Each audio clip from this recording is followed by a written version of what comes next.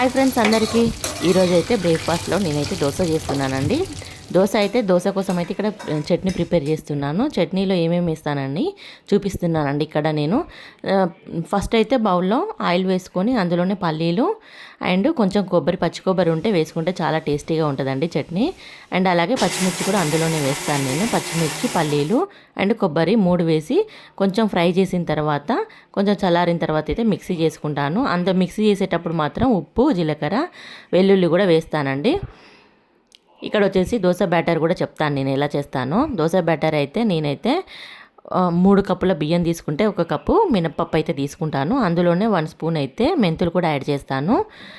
ఒక 6 అవర్స్ అయితే నానబెడతానండి. 6 అవర్స్ నానబెట్టిన తర్వాత నైటు పిండి రుబ్బుకునేటప్పుడు అయితే ఒక 10 మినిట్స్ బిఫోరు కొన్ని అటుకులు కూడా నానబెట్టుకొని అందులో యాడ్ చేసుకొని రుబ్బుకుంటాను.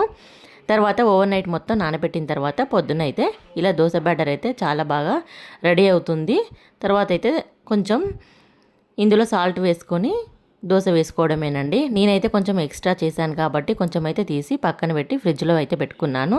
ఉప్పు కలపక ముందు తీసి పక్కన పెట్టుకుంటే అయితే 2-3 డేస్ అయితే వేసుకోవచ్చు అండి దోశలు. అందుకే ఉప్పు కలపక ముందు నేను తీసి కొంచెం ఫ్రిడ్జ్లో అయితే పెట్టాను దోశ బ్యాటర్. తర్వాత వచ్చేసి దోశ అయితే వేస్తున్నానండి. ఈ దోశ పెనం అయితే మొన్న నేను వీడియో చేసి చూపించాను కదా అండి, అదే దోశ పెనం అండి.